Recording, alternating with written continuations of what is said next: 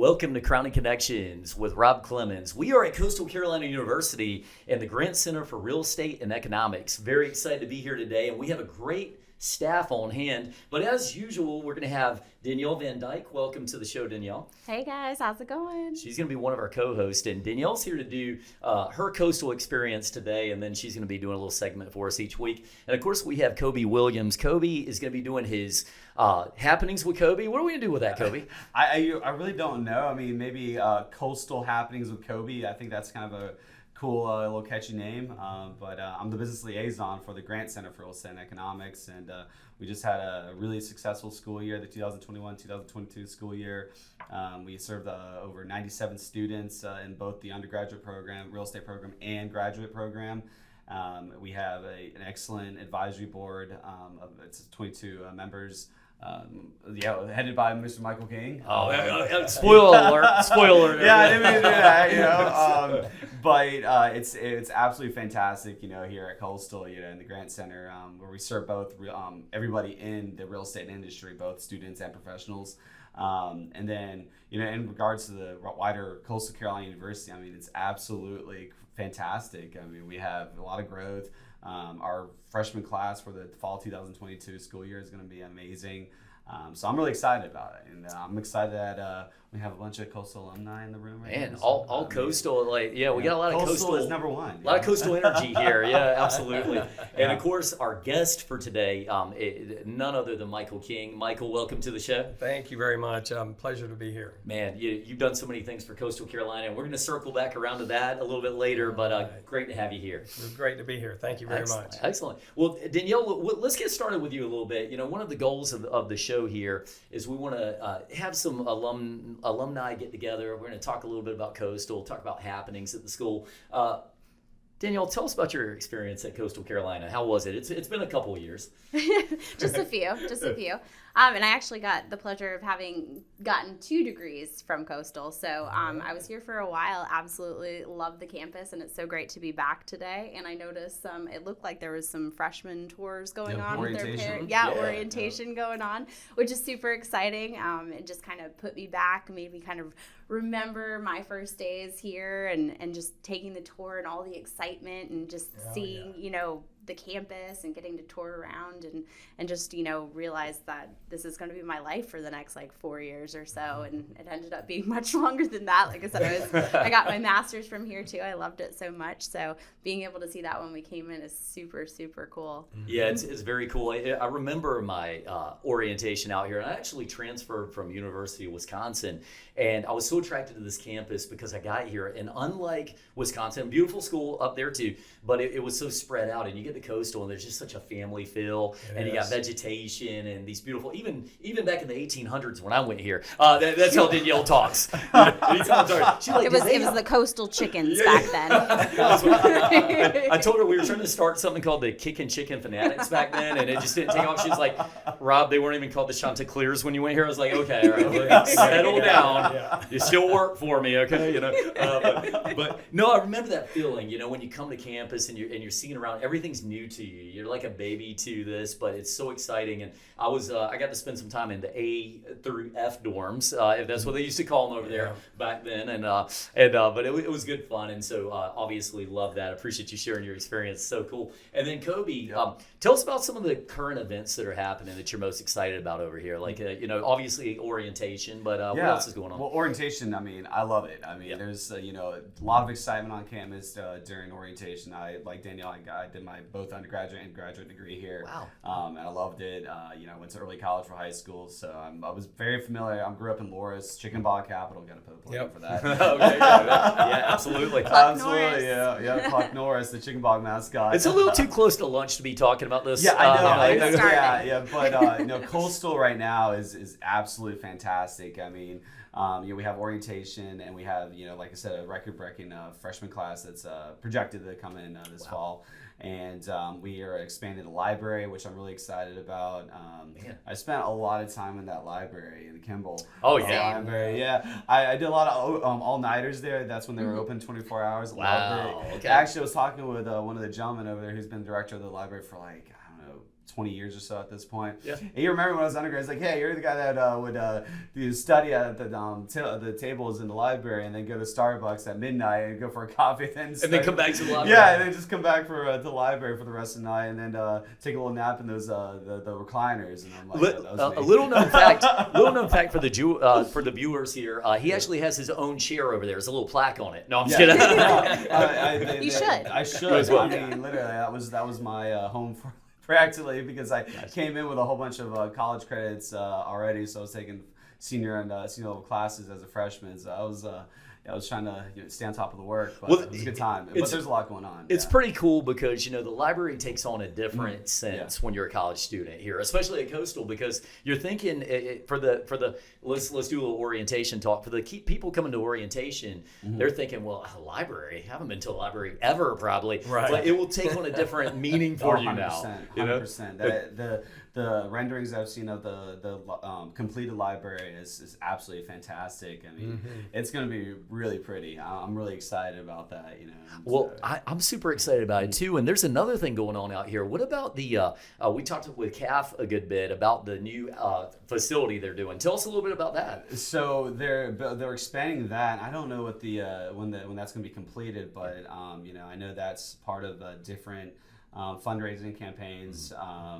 College Medical Center, they just donated a lot of money. I'm very appreciative of that. I'm a lifelong Chanticleer, so I'm really excited for that, especially with that. And we're also going to get a soccer stadium in the next couple of years that I'm really excited about. I mean, it's all of our athletic programs are fantastic, and they're all getting a little bit of an upgrade, so I'm really excited about that. Hey man, it's really amazing. And one of the biggest improvements has been the athletics out here. We know how much the sports program has done for the school, but when I went here, the gym was about the size of this room here. And I went into the gym the other day. I was really blown away. HCC Center? Yeah. Oh my gosh.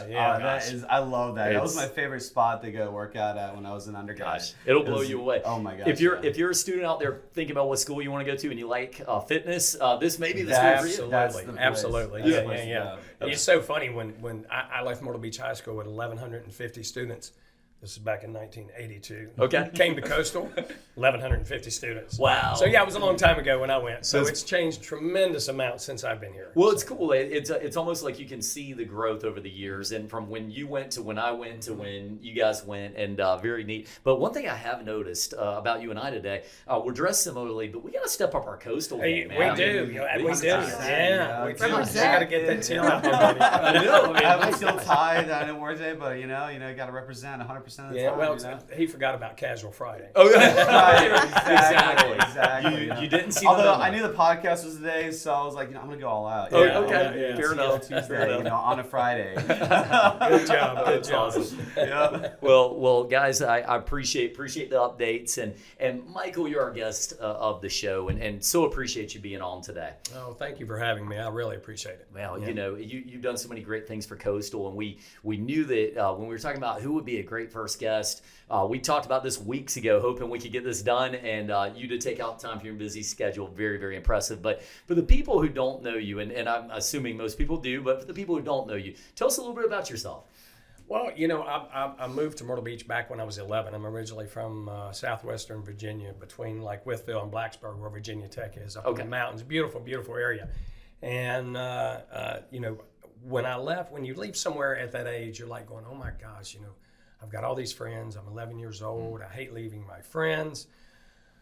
After 6 months down here on the beach, I fell in love with it. And I'm like going, oh my God, I'm so glad I moved down here. You're right. What friends? Yeah, exactly. So with that being said, my mom and dad got into real estate.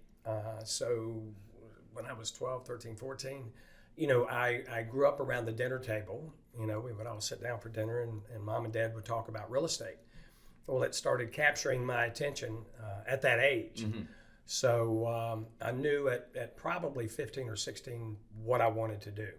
Wow. So after I left Myrtle Beach High School, came here to Coastal, I got my real estate license at 19. And I got into it full time at 21. And I haven't looked back. It's been a fabulous decision that I made. It's been very good to me. I've been very lucky, and it's a wonderful career if you look at it as a profession. act as a professional.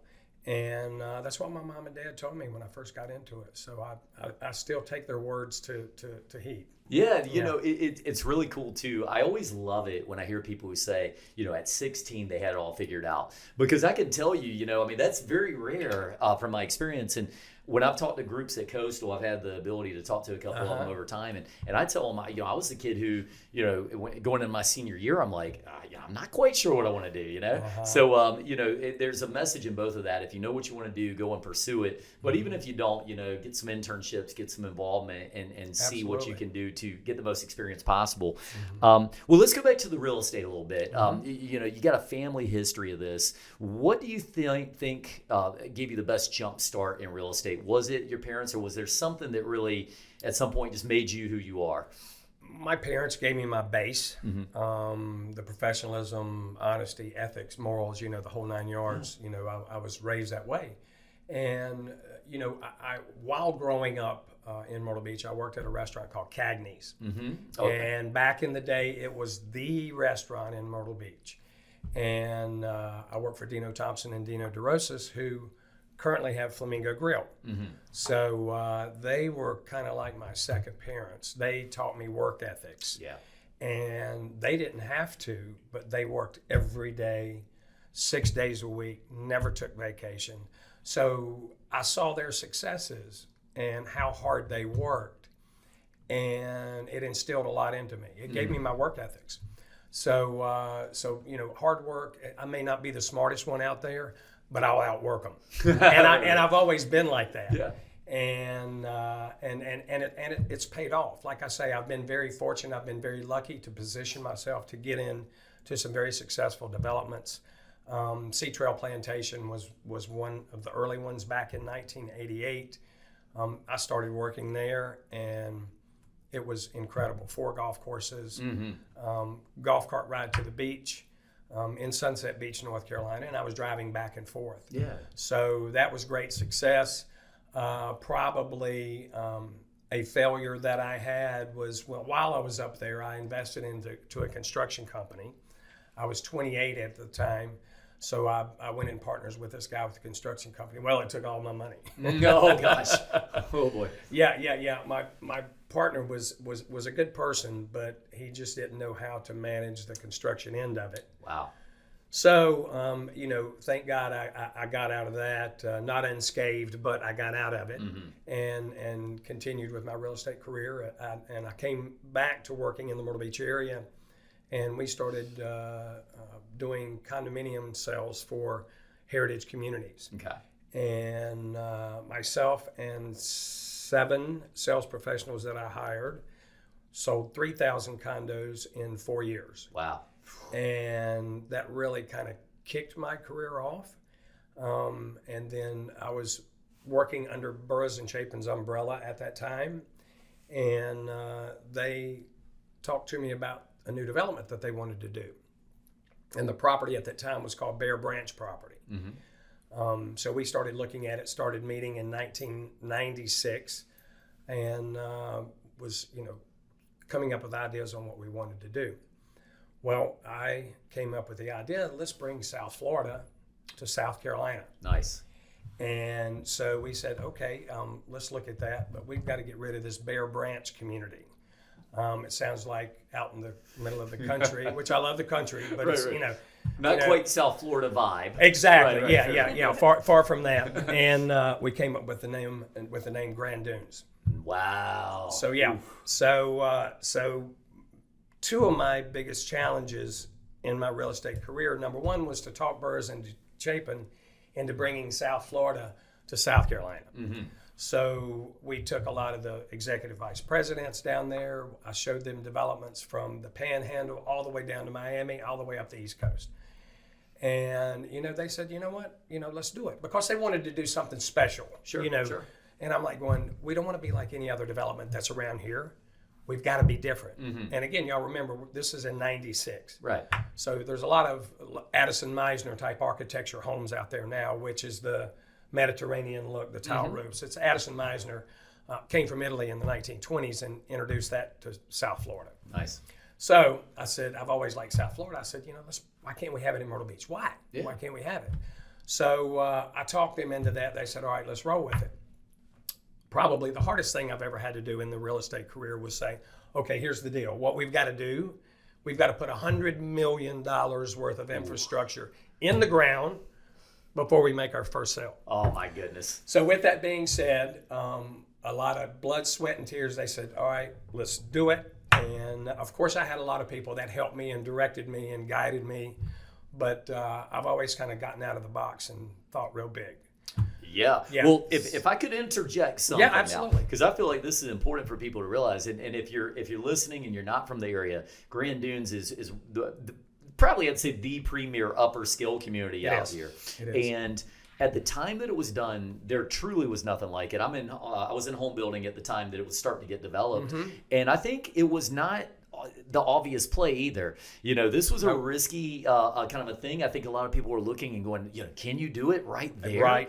Right. So to have the innovativeness to see through that and to have the guts, can I say, to make it happen, pretty impressive to see what it's turned into today. So well, if I had $1, Rob, for every time someone said, Michael, it's not going to work, it's not going to work, it's too expensive for the area, it's not going to work, I could be retired now. right. So no one think it would work. And I said, we just have to go after a different clientele. There's a lot of money comes to Myrtle Beach. Sure. A lot of people, my age and older used to bring their family. They bring their family on vacation here. They had a lot of money, but they didn't buy here because it wasn't quite exactly what they were looking for. Exactly. So, that's why I said, we've got to put that type of infrastructure in before we have our first sale, because, if you build Rome, they will come. Yeah, exactly. So luckily, and it wasn't my money, so makes it a little easier. Makes it a little easier. You kind of get out there on a limb, but I mean, in 4 years, and again, we had our very first sale in October of 2000. Our very first sale, a gentleman from Hendersonville, North Carolina. Actually, he was in the mobile home business, and there's tons of money in the mobile home business.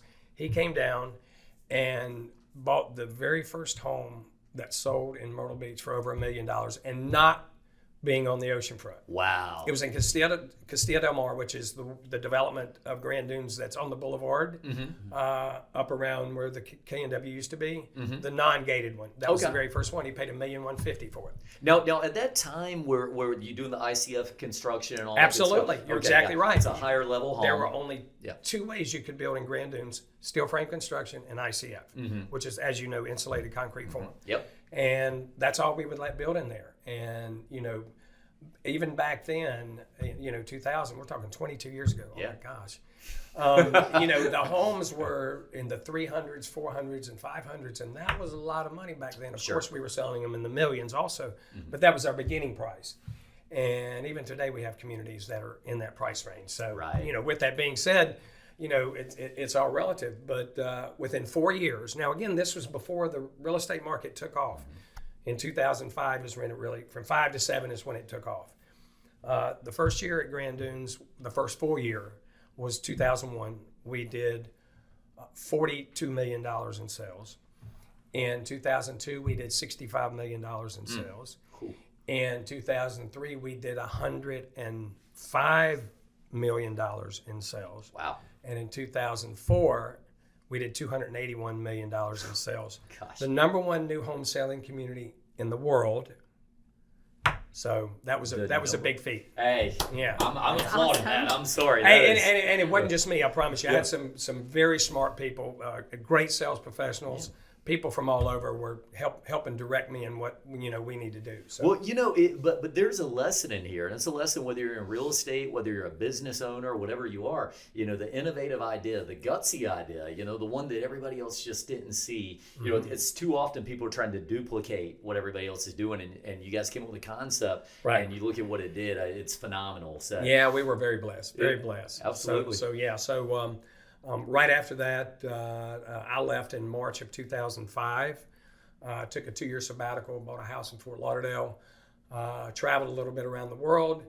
And after 2 years of that, I'm like going, looking at my bank account, and I'm like, going, I got to get back to work. So I opened up King One in 2006. Really hit it full force in 2007, and that's when the real estate market was like starting to go down. People like going, Michael, what are you doing? You're opening up a real estate company, and the market's going down. You know, you do all this crazy stuff, and it was a perfect time for me to bring on King One because I was doing a little bit of advertising, but nobody else was doing any advertising. Everybody's like, oh my God, all this advertising you're doing. Yeah. And I really wasn't doing that much. It's just that everybody else was not doing that much. Back at that time, right? Yeah, exactly. Yeah. So that's kind of really how I got King One started. Just a smidget of my real estate career, and I haven't looked back. Man, that's amazing. Do you find yourself, as you look at the successes that you've had, do you find yourself putting yourself under a lot of pressure to find the next big success, or how does that go? I do. I do it to myself, and then other people kind of feel that I should be doing it as well. Right. So yeah, I do put a lot of pressure on myself, but at the same time, I love what I do. I absolutely love it. I don't stress out about anything. God gave me that gift, which is a gift, and I guess that's what makes me get out there. And if I think of something and I look at where it's happened in other places, or I get ideas from Mexico or the Caribbean or Europe or somewhere, that can work in Myrtle Beach, or that can work in Charleston or somewhere like that. I'll kind of be a bull in the china shop and try to make it happen. So that's pretty cool. Yeah. Let me ask you this one. So I was down in Universal Studios about a year and a half ago. They have a place called Cabana Bay, and everything out there is I don't know, 50s style. You got 50s styles cars, and you go in and the rooms are set up like that. Is it possible to open up a community that's set up like a 50s style community? What do you think? Actually, I really think so. I haven't thought of it, but I think that's a great idea just off the top of my head, because Myrtle Beach has been such a vacation destination for so many years. The baby boomers, and that's exactly who that would target. Yeah, that's so. You know what? It's a great idea. Maybe I like it, Rob. I think people are super nostalgic. Oh, for absolutely. That sort of thing, too. I think it would do absolutely. really well. Partnership. Yeah. I feel What do you collabo think? coming. Absolutely, I like it. And that's how it's done. Originated at the Grant Center for Real Estate Economics. What a better place could it happen? Love My gosh, it's amazing. Hey, look, so you've done so many amazing things. You inspire so many. What inspires you? I mean, do you have a mentor, or how did that go? My parents always taught me to give back. So my inspiration is to give back to the community, give back to the community that gave me so much. And I've always had a soft spot in my heart for children, animals, and old people. And I can only afford to do one, and I have chosen children. Yeah. And like we were talking earlier this morning, I've been raising money for children since I was going to Myrtle Beach High School. I used to raise money for Terre Haute Home for Boys in Georgetown. Wow. And, great one, by the way. Yeah. It was fabulous. And I've just that's been my platform my whole life. So right now I'm currently working on the domestic violence shelter for Horry County. Nice. And we do not have one. And we have raised $1,750,000 in in-kind donations and cash. And the architect is working on the shelter right now. Wonderful. So we've got the land donated to us, and hopefully in the next 6 months we will start construction on it. Man, that's so amazing. Well done on that. How can people contribute? Is there a website that people can go to? Yeah, they can go to the Family Justice Center of Horry and Georgetown County, and earmark specifically the Horry County shelter, and it'll go directly to the shelter. Man, terrific. Yeah, everybody, I encourage people to get involved with that. And for the students, we did this Coastal Carolina University edition because we wanted the students to kind of know what kind of things can make you successful, but also the things that sometimes drive the success behind. And I would recommend to any student, get involved. Get involved with a club. Absolutely. Get involved with a charity. Get an internship. Whatever you can do. But I think it's what we do for the community that I so often find is what's driving the leadership that you see out there today, right? Yeah, I learned a long time ago. I had a very, very successful business person make a comment to me, and it stuck with me. He said, if you help enough people achieve their goals, you'll never have to worry about achieving yours. Wow. Yeah. And it's magical. That. That's a really great comment.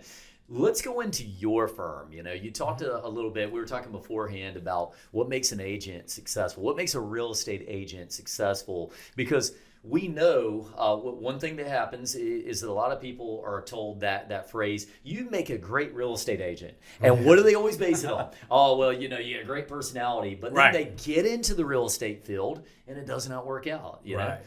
What is it that makes your agent successful? What do you know is going to make somebody successful as an agent? First of all, your work ethics. The real estate business, as most of us know, you get out of it what you put into it. So you've got to work. I mean, that's what it is. You're not going to get in this business and become rich quick. Doesn't happen. Happen. Now, you get lucky, but you've got to sustain your success.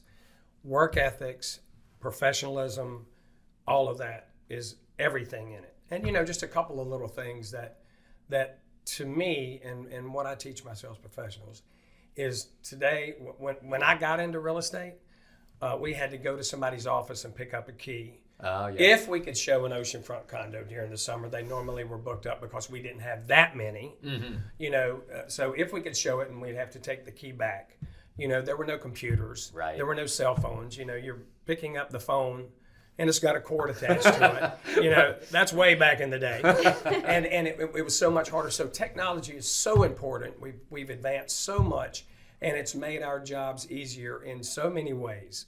But two things that I tell my sales professionals: this right here, face to face, is extremely important and will always be important, because in the real estate business, you're creating and building relationships. That's what you're doing. And everybody texts and sends emails and everything. But again, this right here is important. Answer your phone. Yeah. And if you're in a meeting, when you finish, call back. That's just what you have to do. Sure. You got to communicate. And number 2 is a top 10 list. As simple as this seems, people will be like, okay, whatever. Top 10 list.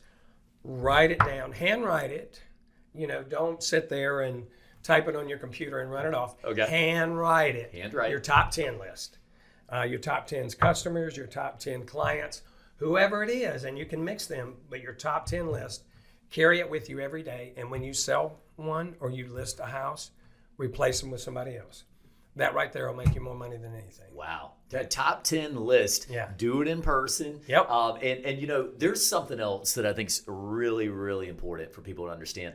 I think sometimes the reason people go into real estate is they see the glamour part of it. It's the service industry. Sure. You're in the real estate, you're a real estate professional. Yeah. And you are catering to other people. You're catering to their needs, and that's what you have to do 24/7. Absolutely. Yeah. What do you think some of the biggest challenges in the industry right now? Is it lack of land ability? Because in Myrtle Beach, we're packing up pretty good in the proper city of Myrtle Beach. What do you think is the biggest challenge though? The biggest challenge for people that have just gotten in the business is they need to realize that this market is a crazy market. I don't like this market. I don't like it when it's like this at all.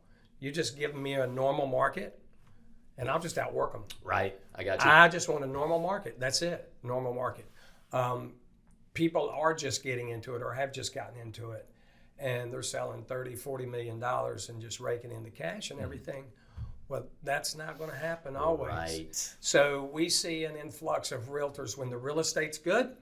Right now we have 6,300 plus realtors in our local market. And when the market is down, we have about 3,500. Wow. Yeah. So it's, if you want to get in this business and you enjoy it and you want to stay in it, you got to have the ethics, you got to have the work ethics, the morals, you got to have all that. That's just a part of it.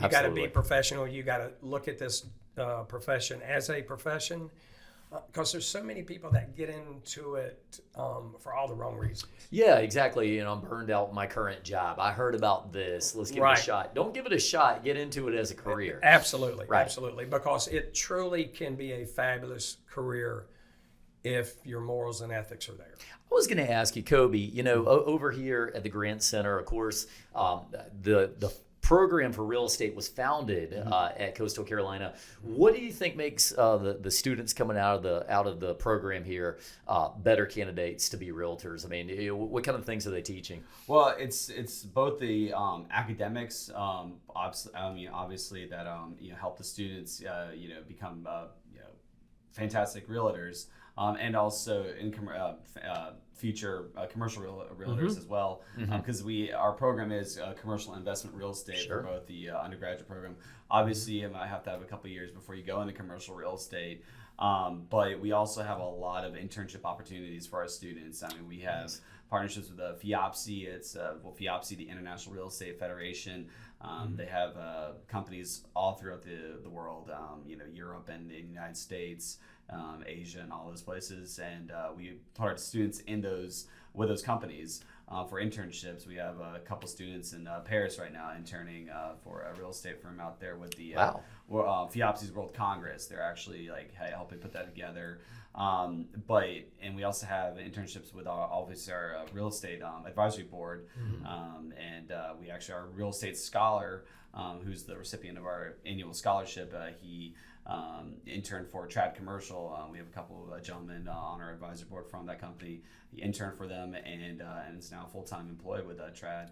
And so it's just a lot of internship opportunities and opportunity to get your hands-on learning. And that's what makes our students incredibly successful. Yeah, so such an amazing program, and it's so impressive that Coastal was on the forefront to see the need for this. And I think from a person, your standpoint, you're probably looking and seeing the commitment level. It's not that somebody's going and getting a 2-week course and banging out tests. You're seeing that commitment level. Absolutely, right? absolutely. Very cool. Have you hired some interns at your firm? I have a couple of interns from the College of Charleston. Okay. And then also I've talked to them. I talked to Rob and Kobe about bringing on my commercial side, because our commercial side is really hopping now. Oh yeah. So we're excited. We would love for some students to come over. Wow, that sounds really good. There's two that we're talking to now. So, wow, terrific. Yeah. Good tips for the students too, by the way. Yeah. Let me ask you one other thing that's really important. I think I'd be remiss not to ask. What has your involvement with Coastal meant to you? Because I know you've meant a lot to Coastal, but what does it mean to you, and why did you start doing this? Coastal is such an incredible school, and it's grown so much since I went here, and in such the right direction. I mean, Coastal has the potential to be the largest school in South Carolina, and we're headed in that direction. And what we have a little over 11,000. Yeah, I was about to say 11,300. I believe. Yeah, and with this year's freshman class coming in being the largest, it's continuing to grow. So we're influencing a lot of children. Children are our future. It's great. There's very few colleges that have a concentration in real estate like we do here at Coastal. And that's everything. As a matter of fact, me just saying that gave me chills. Yeah. It's fabulous. It's a fabulous career. It's a fabulous opportunity. The students here at Coastal that are choosing that direction, they're going to love it. I mean, they can go anywhere in the world and do it. Mr. Grant and his wonderful wife have given us an opportunity here that's changing lives. Absolutely. It's changing families. I mean, it really is. So Coastal is very dear to my heart because of that reason. Yeah. Makes perfect sense to me, and it's been such a great partnership between the two for sure. So thank you for everything you've done for CCU for sure. Well, I think CCU. Absolutely. Well, as we get towards the back end of the show here, I just wanted to ask you: is there anything that you think you would want people to know about you or your business that they don't see on a day-to-day? You know, I mean, we see the success and everything, but is there any final thing that you want people to know that just about you or your business? Okay, let's see about me. I got a late start in life when it comes to family. Yeah. I got married at 50. I had my first child at 51, my second child at 53, my third child at 54. Oh my goodness. My fourth child 4 days before I turned 57 last September. Yeah. So, and I love it. I love of course, children have always been my platform. And when you have your own, I mean, I could sit here and cry. Yeah. I love it so much on being a daddy. And it's a gift from God, all 4 of my children and my wife. That's amazing. And, everybody said, oh, Michael, I never thought you'd get married. Never thought you'd get married. Well, my mom told me about a month before I met Victoria, oh, you just wait. You're still going to meet. I'm like going, oh, okay, whatever, Mom, whatever. Right. A month later, I meet this incredible woman, and she just took my heart. Was your mom always making Nostradamus-like predictions? Oh, absolutely. Of course. That's what moms do. I know. That is a weird thing about moms. Yeah, exactly. That's So, awesome. that's my personal life, and I love it. I'm so blessed. I'm blessed more than I deserve. And my professional life, I'm King One Properties is. We have office in Toronto, Canada, believe it or not. Wow. We do. And that's more of a lead generating office. Sure. And it's funny how I opened up that office. That was my second office that I opened up, as a matter of fact. Had a gentleman come down from Toronto, he and his wife. She was a Chinese lady, which Toronto has the second largest population of Chinese outside of China. I thought it'd be like San Francisco. Yeah. It's Toronto. Wow. Toronto's a beautiful city, by the way. So he comes down. He and his wife buy a lot of real estate, and they said, have you ever thought about opening up an office in Toronto? And I'm like going, no. Right, yeah, exactly. No, I haven't. I really haven't. I didn't know that much about Toronto. I'd never been. He's like going, you should think about it. And I'm like, well, I will. Not giving it a second thought. Yeah. Well, at the time, Brad Dean was the president of the Myrtle Beach Chamber of Commerce, and like about 3 days later, Brad calls me up and says, hey, Michael, we're trying to get Myrtle Beach tagged as an international airport again, and we have Robert DeLoach down here from Porter Air, and I would like for you to talk with him and kind of tell him about the Myrtle Beach area and take him out to dinner and the whole shooting shebang and tell him about Myrtle Beach. And I'm like going, dang, you're the second person that said something to me this week about Toronto, Canada. And as I was talking with Brad, that's basically our sister city. We have a chamber up there, a Myrtle Beach chamber up there. And so all this stuff is going through in my head. I'm like going, okay, sister city, chamber up there.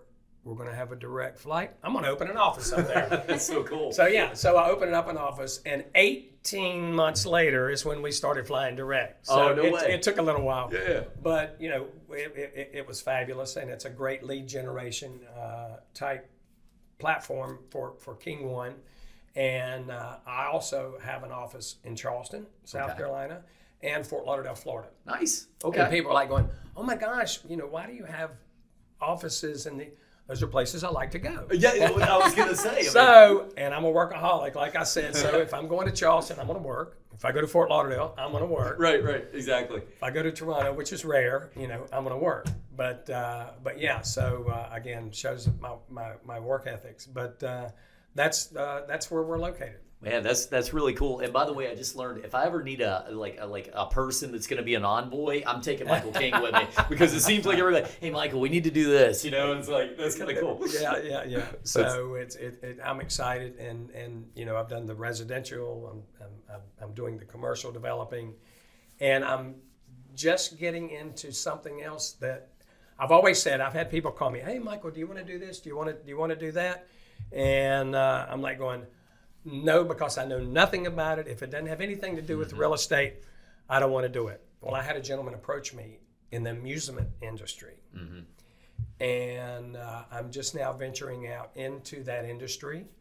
And I'm very excited about it, and I'll be making an announcement about it. But the amusement industry is very, very lucrative and very exciting. Okay. And it's something that we can take to other cities and grow unbelievable, beyond even my imagination. Okay, so when can this announcement be expected? Is this something in the next month? Probably in the next 30 days. Okay, all right. So, Michael, my only request is, will you come back on Crowning Connections with us and talk about this when it's Absolutely. Oh, absolutely. I would love it. This is incredibly suspenseful, actually. Yeah, I know. I'm like, literally got me perked my ears Just up. going to be scanning his social media. I'm for the literally next doing 30 that now. days. You know how when you're watching a movie, you'll be like, part 2 to come. Like, This is, I wasn't expecting that. And now I'm kind of like, I need to know.